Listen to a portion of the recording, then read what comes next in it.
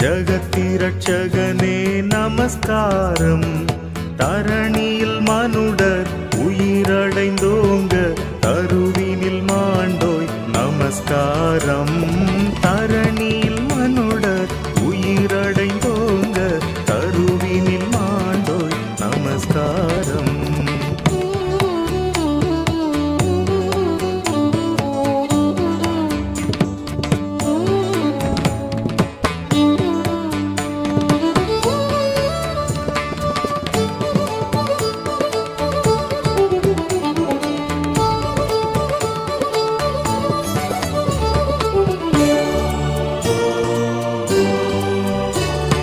பரிசுத்த ஆவி நமஸ்காரம்.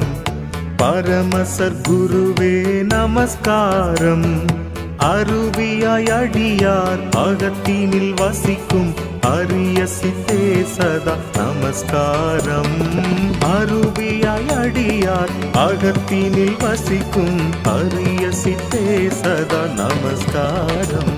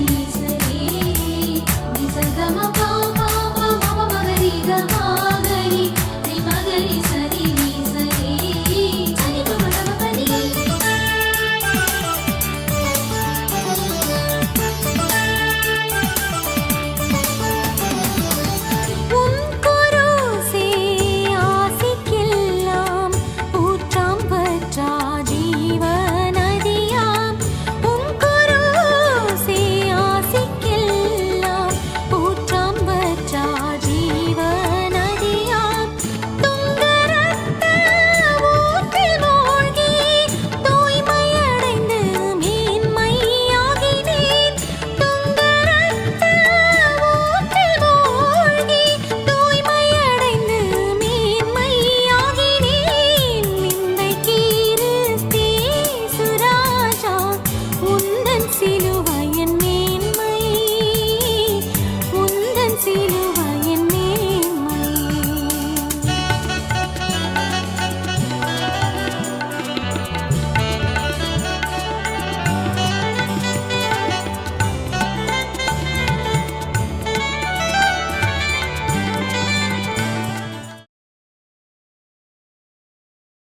கர்த்தருடைய பரிசுத்த நாமத்திற்கு ஸ்தோத்திரம் உண்டாவதாக. கிறிஸ்துவுக்குள் அன்பானவர்களே, ஆண்டவராகிய இயேசு கிறிஸ்துவின் விலையேறப்பெற்ற நாமத்திலே உங்கள் யாவருக்கும் அன்பின் கிறிஸ்துமஸ் நல்வாழ்த்துக்களை தெரிவித்துக் கொள்கிறோம்.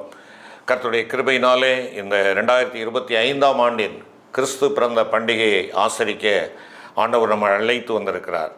நாளை தினம் நாம் கிறிஸ்துமஸ் பண்டிகையை ஆசரிக்கிறோம். கர்த்தருக்கே மகிமை உண்டாகட்டும். அருமையான கர்த்தருடைய பிள்ளைகளே, இந்த கிறிஸ்துமஸ் பண்டிகையினுடைய நோக்கம் எதுவாக இருக்கிறது என்பதை இந்த நாட்களிலே நாம் சிந்திப்போம் என்றால் மிகுந்த நலமாக இருக்கும். ஆண்டவராய் இயேசு கிறிஸ்துவை பற்றி நாம் பார்ப்போம் என்றால், ஏசாயா தீர்க்கதரிசன புஸ்தகம் 9ஆம் அதிகாரம் 6வது வசனத்திலே ஆண்டவருடைய பெயர்களை அங்கே பட்டியலிடுகிறார். அதிலே முதலாவதாக அவர் பட்டியலிடுகிற பெயர் என்ன? அவர் நாமம் அதிசயமானவர். அவர் நாமம் அதிசயமானவர். ஏறத்தாழ 2025ஆம் ஆண்டுகளுக்கு முன்பாக இந்த பூவுலகத்திலே அவதரித்த பாலகனாய் பெத்லகேமிலே வந்து பிறந்த நம்முடைய ஆண்டவராகிய இயேசு கிறிஸ்துவனுடைய பெயர் என்ன? ஏசாயா சொல்லுகிறார், அதிசயமானவர். அதிசயமானவர். அருமையான கர்த்தருடைய பிள்ளைகளே, எதற்காக இது அதிசயம் என்று சொல்லுகின்றோம்? பிரியமானவர்களே, ஒருவேளை ஒரு நல்லவன் ஒருவனுக்காக ஒருவன் உயிர் கொடுக்க துணிவான் என்றால் நாம் பாராட்டுவோம். ஆனால் தீயவனுக்காக, அக்கிரமக்காரனுக்காக, அநியாயக்காரனுக்காக, ஆண்டவருடைய வார்த்தைக்கு கீழ்ப்படியாதவனுக்காக தேவன் தன்னுடைய ஜீவனை கொடுத்து அவனை தனக்கு சொந்தமாக்க வேண்டும் என்று சொல்லி வருவார் என்றால் அது பைத்தியக்காரம் என்று சொல்லலாம், அது ஒரு அதிசயம் என்றும் சொல்லலாம். அது அதிசயம். ஆம், பைத்தியக்காரத்தனமாய் என் மேல் அவர் அன்பு கூர்ந்தாரே, அது ஒரு அதிசய கர்த்தருடைய செயல். யாரும் செய்யக்கூடாத ஒன்றை அவர் செய்தார். அருமையானவர்களே, முரேவிய மிஷனரி இயக்கத்தை சார்ந்த அருமையான ஒரு சகோதரர் இங்கே பசிபிக் சமுத்திரத்தில் உள்ள ஒரு தீவுக்கு ஊழியம் செய்யும்படியாக அவர் ஆண்டவரால் அழைப்பு பெற்று பாரப்படுத்தப்பட்டு அவர் அங்கே சென்றார். அங்கே சென்ற பொழுது யாரும் உள்ளே ஒருவேளை நாம் இருக்கிற வண்ணமாக அங்கே செல்ல முடியாது. ஏனென்றால் அது ஒரு அடிமை முகாம். அங்கே இருக்கக்கூடிய அடிமைகளை அவர் சந்திக்க வேண்டும் என்று சொல்லி விரும்புகிறார். ஆனால் அந்த அடிமைகளுடைய மத்தியிலே இவர் செல்லுகின்ற பொழுது, ஒரு ஆங்கிலேயனாக இவர் செல்லுகின்ற பொழுது அவர் அநேக உபத்திரவங்களை சந்திக்க வேண்டியிருக்கும். அவர்கள் அவருடைய வார்த்தைக்கு செவி கொடுக்க மாட்டார்கள். ஆகையினாலே இவர் என்ன செய்கிறார்? எப்படியும் என் ஆண்டவர் எனக்கு இந்த தரிசனத்தை கொடுத்திருக்கிறபடியினாலே அவரிடத்திலே செல்லுவேன் என்று சொல்லி அவர் தன்னை அடிமை போல மாற்றிக்கொண்டார்.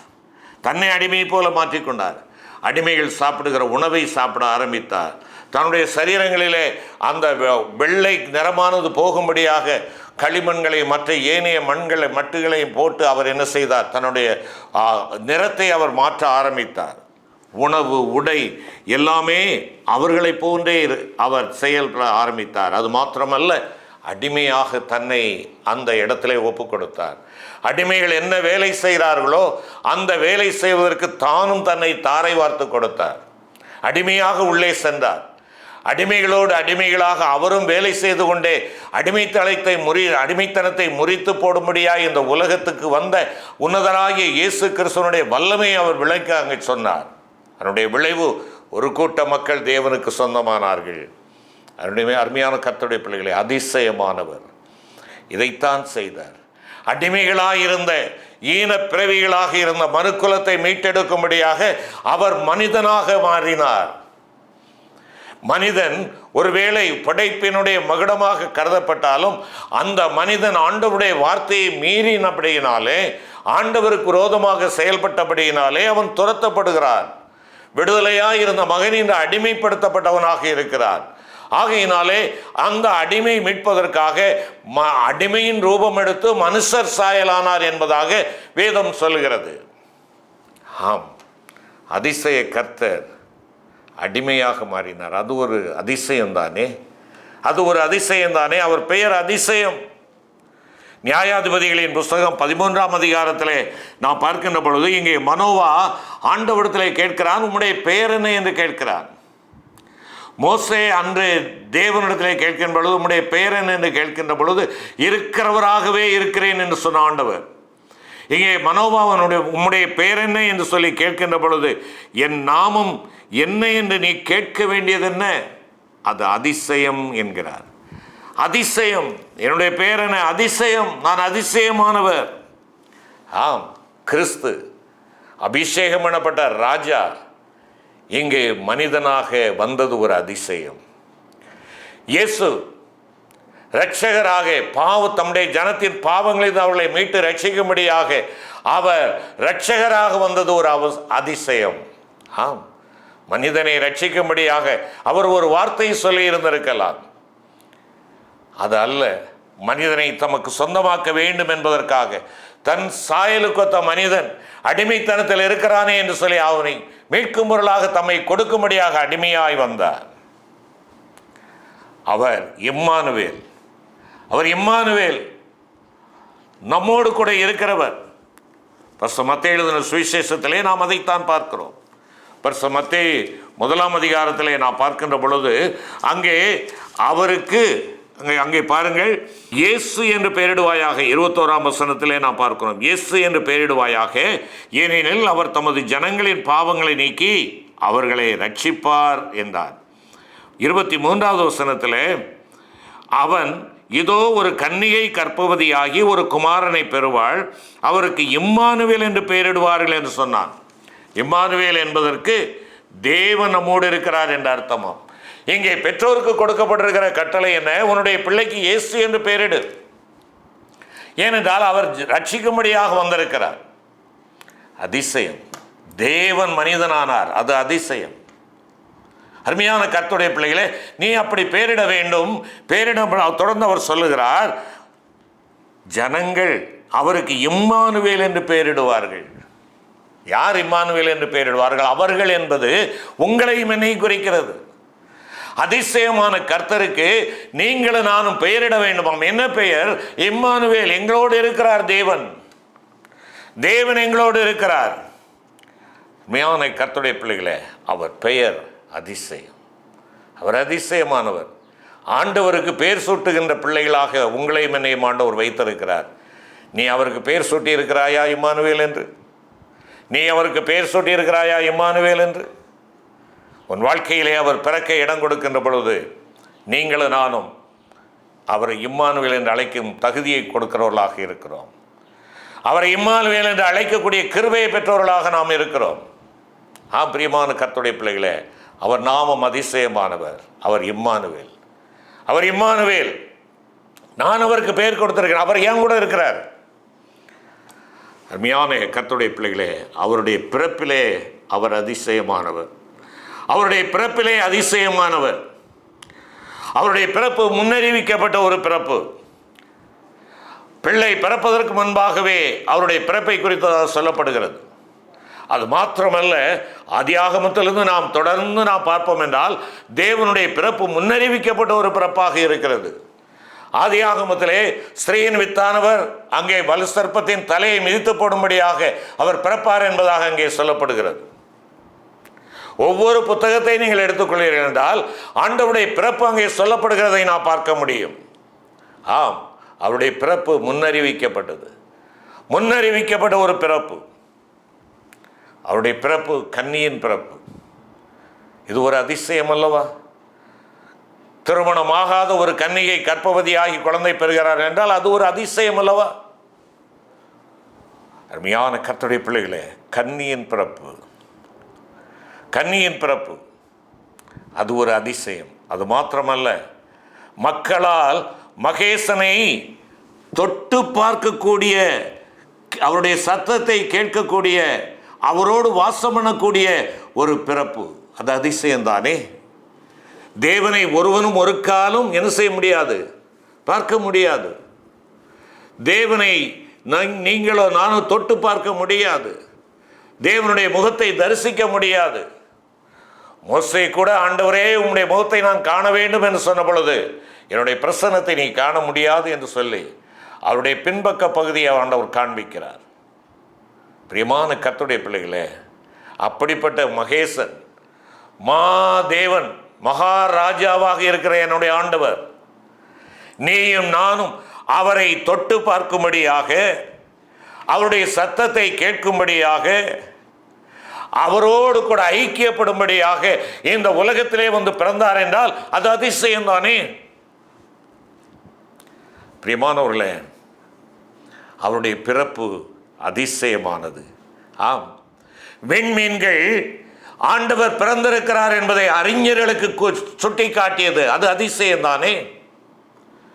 ஒருவேளை கிழக்கிலிருந்து வந்த சாஸ்திரிகள் அந்த விண்மீனினுடைய அடையாளத்தை தொடர்ந்து அது வழிகாட்டுதலின் பிரகாரமாக இங்கே ஆண்டவரை வந்து தரிசிக்கும்படியாய் வந்தார்கள்.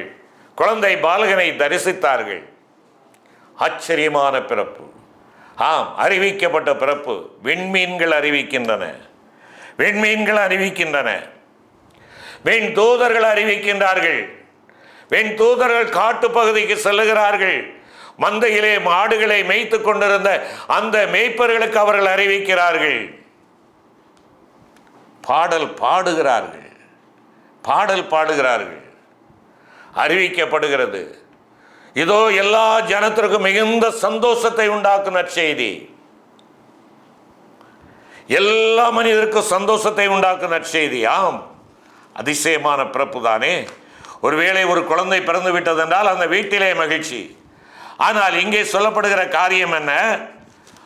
ஆண்டவராகிய இயேசு பிறந்து விட்டார் என்பதை இந்த உலகத்திற்கே மகிழ்ச்சியாக இங்கே அறிவிக்கிறது வான சேனைகள். அதைத்தான் அங்கே பார்க்கணும். எல்லா ஜனத்திற்கும் மிகுந்த சந்தோஷத்தை உண்டாக்கும் நற்செய்தி. இரட்சகர் பிறந்திருக்கிறார், கிறிஸ்து பிறந்திருக்கிறார், உங்களுடைய ராஜா, உங்களுடைய அதிகாரி, உங்களுடைய ஆளுநர், உங்களுடைய அரசர் பிறந்திருக்கிறார். அவர் இரட்சகராக பிறந்திருக்கிறார். அதிசயம். அவர் ஏழ்மை கோலமாய் முன்னணியிலே கடத்தப்பட்டிருக்கிறார். இது அதிசயம். அவருடைய பிறப்பிலே இருக்கிற அதிசயங்களை பாருங்கள். ஆம், அது மாத்திரமல்ல, விண் தூதர் இந்த அறிவிப்பை கொடுத்தவுடனே என்ன செய்யப்படுகிறது? அங்கே பாடல் பாடப்படுகிறது. அந்த க்ஷணமே பரமசேனையின் திரள் அந்த தூதனுடனே தோன்றி என்று சொல்லி அங்கே உன்னதத்தில் இருக்கிற தேவனுக்கு மகிமை, பூமியிலே சமாதானம், மனுஷர் மேல் பிரியம் என்பதாக சொல்லி தேவனை துதித்தார்கள். பாடல். அதிசயமான பிறப்பிலே பிறந்த அதிசயமான கர்த்தருக்கு பாடகர் குழு எங்கிருந்து வருகிறது? விண் சேனையாக வந்து பாடுகிறது. பலஸ்தீனா மரபிலே நாம் பார்ப்போம் என்றால், பேறுகாலமாக இல்லை என்றால் பிரசவத்தை எதிர்நோக்கி இருக்கிற பெண்மணிகள் இருக்கிற வீடுகளிலே பாடகர்களையும் வாத்தியம் மீட்டுகிறவர்களையும் வாடகைக்காக அமர்த்தி இருப்பார்கள். அங்கே அவர்கள் இருந்த தயார் நிலையிலே இருப்பார்கள். குழந்தை பிறந்தவுடனே அங்கே இவர்கள் என்ன செய்வார்கள்? வாத்தியங்களை மீட்டு பாடல் பாடுவார்கள். ஆனால் என் ஆண்டவர் இந்த உலகத்திலே உலக பிரகாரமாக அடிமையின் ரூபம் எடுத்து வந்தார் அல்லவா? அவர்களுடைய பெற்றோருக்கு, இந்த உலக பிரகாரமான பெற்றோருக்கு கையிலே காசுகள் இல்லை, வசதிகள் இல்லை. ஒருவேளை பாடகர்களை அமர்த்துவதற்கோ இசை கருவிகளை மீட்டுபவர்களை அமர்த்துவதற்கோ அவர்களுக்கு வசதி இல்லை. என்ன செய்தார்கள்? தேவன் செயல்பட்டார். தேவன் செயல்பட்டார். என்னுடைய பிள்ளை ஐஸ்வர்ய சம்பந்தர், அவன் பிறப்பது உலகுக்கு சந்தோஷம். இந்த எல்லா உலகத்திற்கும் மிகுந்த சந்தோஷம். நல்ல செய்தியாக அவர் பிறக்கிறார், இரட்சகராக பிறக்கிறார், அவர் ஆளுகை செய்கிறவராக பிறக்கிறார். ஆகையினாலே என் சேனைகளை அனுப்புகிறேன் என்று சொல்லி பரம சேனைகள் வந்து ஆண்டவரை துதித்து பாடினார்கள். ஆண்டவருடைய பிறப்பு அதிசயம். அவர் அதிசயமானவர். அருமையான கர்த்தருடைய பிள்ளையே, அவர் அதிசய கர்த்தர். உன் ஆண்டவர் அதிசயமானவர். ஆம், அவருடைய ராஜ்யம் அதிசயமானது. அவருடைய ராஜ்யம் அதிசயமானது. அவருடைய பிறப்பு அதிசயமானது. நாம் பார்த்தோம். இரண்டாவதாக அவருடைய ராஜ்யம் அதிசயமானது. தாவீதினுடைய சிங்காசனத்தை எடுத்துக்கொள்ளுங்கள். ஆண்டவருக்கு ஒரு பேர் உண்டு, தாவீதின் குமாரனாகிய இயேசு கிறிஸ்து என்று சொல்லி. இங்கே தாவீதை நாம் எடுத்துக்கொள்கின்ற பொழுது அவனுடைய சிங்காசனம் தாவீதுக்கு பின்பாக சாலமோனுக்கு கொடுக்கப்படுகிறது. சாலமோனுக்கு கொடுக்கப்பட்ட அந்த சிங்காசனம் எப்படிப்பட்டதாக இருக்கிறது? தங்க அரியணையாக இருக்கிறது. தங்கத்தினால் செய்யப்பட்ட ஆசனம், தங்கத்தினால் செய்யப்பட்ட கிரீடம், வைடூரியங்களாலே அலங்கரிக்கப்பட்ட கிரீடம். அந்த அரசாட்சி யூதேயா எங்கும் காணப்படுகிறது. ஆம், அரண்மனை இருக்கிறது, அரியணை இருக்கிறது. அந்த அரியணை தங்கத்தால் செய்யப்பட்டதாக இருக்கிறது. ராஜா வாழ்க என்று சொல்லி வாழ்த்தக்கூடிய, சாமரம் வீசக்கூடிய மக்கள் அங்கே இருக்கிறார்கள். அவருடைய அரசாட்சி அங்கே யூதேயா எங்கும் இந்த உலகத்திலே இருக்கிறது, யூதேயாவிலே இருக்கிறது. பிரியமான கர்த்தருடைய பிள்ளைகளே, ஆனால் அந்த அரசாட்சியை மக்கள் பார்த்தார்கள், பாராட்டினார்கள், பார்க்க பலரும் வந்தார்கள் என்று சொல்லி நாம் பார்க்கின்றோம். எத்தனையோ நாடுகளில் இருந்து சாலமோனுடைய ஆட்சியை பார்க்கும்படியாய் வந்தார்கள். தாவீதின் குமாரனாகிய ஆண்டவராகிய இயேசு கிறிஸ்துவனுடைய ராஜ்யத்தை நாம் பார்ப்போம் என்றால், அரியணை சிலுவையாக இருந்தது. அரியணை சிலுவையாக இருந்தது. மாளிகை இல்லை, கோபுரங்களுக்கு சூழ்ந்த ஒரு பாதுகாப்பு மிகுந்த எந்த ஒரு அரண் மிகுந்த ஒரு கோட்டை அங்கே அவர்களுக்கு இல்லை, அரண்மனை இல்லை. அவருக்கு இருந்த அரண்மனை, அவருக்கு இருந்த அரியணை சிலுவைதான். சிலுவையிலே தலை சாய்க்க இடம் கிடைத்தது அவருக்கு. அவர் தலையில் இருந்த அணிந்திருந்த முள்முடி அவருடைய கிரீடமாக இருந்தது. தங்கம் இல்லை, வைரம் இல்லை. தங்கத்தையும் வைரத்தையும் மனுக்குலத்திற்கு கொடுக்கிற ஆண்டவருடைய தலையிலே முள்முடிகள் சூட்டப்பட்டிருக்கின்றன. ஒருவேளை இங்கே தாவீதனுடைய அரசாட்சியை நாம் பார்ப்போம் என்றால், அவனுடைய வல்லமை யுத்தத்திலே விளங்கியது. ஆனால் தாவீதின் குமாரனாகிய இயேசு கிறிஸ்துவனுடைய வல்லமை அன்பிலே காணப்படுகிறது. அன்பினாலே அகலத்தை ஆண்டவர், அன்பினாலே சகலத்தை தாங்கும்படியாக கற்றுக் கொடுத்தவர், அன்பை ஆயுதமாக பிரயோகிக்கும்படியாக கட்டளை கொடுத்தவர், அதை நிறைவாக்கி காட்டினவர். கடைசி மட்டும் தன்னுடைய அன்பை வெளிப்படுத்தினாரே, தன்னுடைய சீசரிடத்திலே வெளிப்படுத்தினார். தன்னை தேடி வந்த குறை உள்ளவர்கள், பலவீனம் உள்ளவர்கள், சுகவீனமானவர்கள், பார்வையற்றவர்கள், நடக்க இயலாதவர்கள், சப்பானிகள், இப்படிப்பட்டவர்களுக்கு தன்னுடைய அன்பை செலுத்தினார். தன்னுடைய சத்துருக்களுக்கும் அன்பை செலுத்தினாரே, தன்னுடைய சத்துருக்களுக்கும் அன்பை செலுத்தினாரே. தன்னை காட்டி கொடுத்தவனை பார்த்து சிநேகிதனே என்று அழைத்தாரே. தன்னை பயங்கரமாய் துன்புறுத்தி வேதனை கொடுத்து சிலுவையில் அறைந்த அந்த போர் வீரர்கள், அதற்கு காரணமாயிருந்த யாவரையும் மன்னிக்கும்படியாய் பிதாவினிடத்திலே வேண்டினாரே. தன்னை நிந்தித்த அந்த சிலுவை கள்ளனுக்கும் பரதேசிலே இடம் கொடுத்தாரே. இதுதான் அவருடைய வல்லமை, இதுதான் அவருடைய வல்லமை. அருமையான கர்த்தருடைய பிள்ளைகளே, அவருடைய வல்லமை யுத்தத்தில் அல்ல, போராட்டத்தில் அல்ல, அன்பிலே அவருடைய வல்லமையை பார்க்கிறோம். அன்பிலே அவருடைய வல்லமையை பார்க்கிறோம். இங்கே சாலமோனின் அரசு யூதேயாவுக்குள்ளாக மாத்திரம் இருந்தது. ஆனால் தேவனுடைய அரசு, தேவனுடைய ராஜ்யம் உலகமெங்கும் அது ஆவிக்குரிய நிலையிலே பரவி இருக்கிறது. உலகமெங்கும் அவருடைய அரசு இருக்கிறது. ஆமர்மையான கர்த்தருடைய பிள்ளைகளே, சாலமோன் தன்னுடைய கையிலே செங்கோலோடு இருந்தான், தங்கத்தினாலான செங்கோல். என் ஆண்டவருடைய கையிலே நீதியின் செங்கோல், என் ஆண்டவருடைய கையிலே நீதியின் செங்கோல். அவருடைய பாதை அன்பின் பாதையாக இருந்தது. அந்த அன்பின் பாதை சிலுவையிலே முடிவுறுகிறது, தியாகத்திலே முடிவடைகிறது, தியாகத்திலே முடிவடைகிறது. இது அதிசயம் அல்லவா? அருமையான பிரான்சிஸ் ரிட்லி கேவல் என்று சொல்லக்கூடிய அருமையான ஒரு சகோதரி நிறைய பாடல்களை எழுதியிருக்கிறார்கள். அதில் ஒரு பாடல் எந்தன் ஜீவன் இயேசுவே என்கின்றதான் அந்த பாடல். இந்த பாடலை அவர்கள் எழுதுகின்ற பொழுது அவர்கள் தேவனுடைய சமூகத்திலே ஜெபத்தோடு அதை எழுதி கொண்டிருக்கிறார்கள். அப்பொழுது எந்த ஆஸ்தி தேவரீர் முற்றும் அங்கீகரிப்பீர் என்று சொல்லி அந்த 2 வரிகளை எழுதினதுக்கு அப்புறமாக 3வது வரியை எழுத சொல்லுகிறார்கள். எழுத முடியவில்லை. தொடர்ந்து 2-3 நாட்கள் அவர்கள் முயற்சி பண்ணுகிறார்கள், முடியவே இல்லை.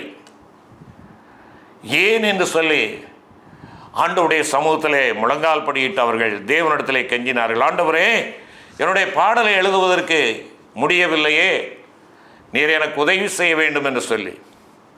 அப்பொழுது ஆண்டவர் அவர்களிடத்திலே சொன்னார், எந்த ஆஸ்தி தேவரீர் முற்றும் அங்கீகரிப்பீர் என்று சொல்லி நீ எழுதுகிறாயே, உன் ஆஸ்தியை முற்றுமாக நீ கொடுத்து நான் அங்கீகரிக்கும்படியாக என்னை மாத்திரம் சார்ந்து கொள்ளும்படியாக நீ வரவில்லையே என்று சொன்னார். உடனடியாக அவர்கள் எழுந்து தன்னுடைய வீட்டில் அவர்கள் பெரிய வசதியான ஒரு சீமாட்டியாக இருந்தவர்கள். அவர்களுடைய பெற்றோர் நல்ல வசதி படைத்தவர்கள். இந்த பிரான்சஸ் ரிட்லிக்கு இருக்கிற பங்கு, நகைகளுக்கான பங்கு அவர்களிடத்தில் பிரித்து கொடுக்கப்பட்டிருந்தது. பெரிய பயங்கரமான விலை கூடிய நகைகள், சீமாட்டிகள் அணியக்கூடிய நகைகள், 50 விதமான நகைகள் அவரிடத்தில் இருந்தது. அதை அவர்கள் ஒரு துணியிலே கட்டி மிஷினரி இயக்கத்திற்கு என்று அவர்கள் என்ன செய்தார்கள்? அனுப்பினார்கள். அனுப்பிவிட்டு இப்பொழுது அவர்கள் தொடர்ந்து 3வது வரியை எழுதுகிறார்கள். எந்த நாஸ்தி தேவரீர் முற்றும் அங்கீகரிப்பீர், புத்தி கல்வி யாவையும் சித்தம்போல் பிரயோகியும்.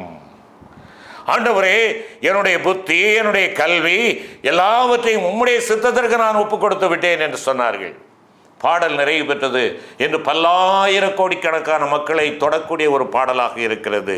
ஆம், அன்பு பாதை, அது அர்ப்பணிப்பின் பாதை, அது ஒப்பு கொடுத்தலின் பாதை. தேவனுடைய பிறப்பு ஒப்பு கொடுத்தலுக்கான ஒரு பிறப்பு.